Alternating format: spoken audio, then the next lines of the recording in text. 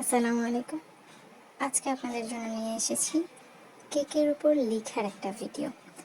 শুধুমাত্র দেখেন এই লেখাটা লিখতে আমার কত সময় লাগে। শুরুতে সাদা লেখাটা লিখতে কমপক্ষে আমার আধা ঘন্টার বেশি লেগেছিল, 15 ঘন্টার মতো লেগেছিল সাদা লেখাগুলো লিখতে। এবং এই উপরের লাল লেখাটা এবং কালো লেখাটা লিখতে আমার 20 থেকে 25 মিনিট মতো লেগেছিল, শুধুমাত্র লেখার উপর লেখাটা লেখার জন্য।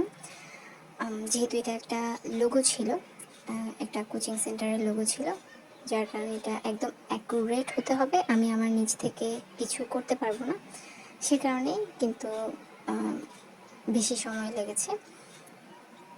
এভাবে খুঁটিনাটি কাজগুলো এত যত্ন সহকারে করি, এরপরও কি আপনারা বলবেন কেন আপনাদের কাছ থেকে আমি কাস্টমাইজেশন চার্জ নিই?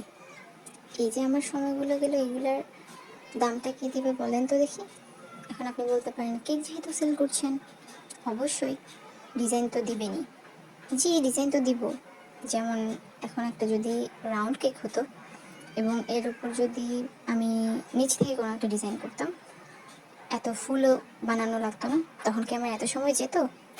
অনেকে আবার আজকাল কেকের কাস্টমাইজেশনের ব্যাপারে বুঝতে পারেন, কিন্তু উপরের যে লেখাটা, এটাকে কিন্তু অনেকে ডিজাইন মনে করেন না।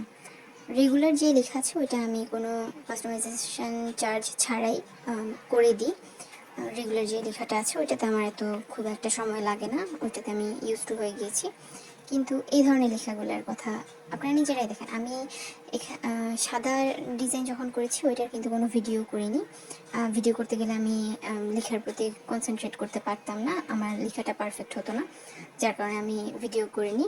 শুধুমাত্র উপরের যে লেখাটা ওইটাকেই আমি ভিডিও করেছি, সেটাও হয়েছে 20-25 মিনিটের মতো ভিডিও, যেটাকে আমি স্পিড বাড়িয়ে দিয়ে তারপর আপনাদের জন্য শর্ট করে দিলাম, কেননা কারো আসলে এত সময় নেই বসে বসে এই ভিডিওগুলো দেখার জন্য। আমি এই ভিডিওটা দিলাম শুধুমাত্র আপনাদেরকে এই কথাটা বোঝাতে, যে দেখেন, প্রত্যেকটা কাজ যেটা আমি আপনার মতো আপনার পছন্দ মতো করে করে দিব, সেটাতে কিন্তু অনেক বেশি সময় আছে। আমার যে সময়টা আমি এখানে ব্যয় করছি সেই সময়টার জন্য আমি একটা পারিশ্রমিক নিব।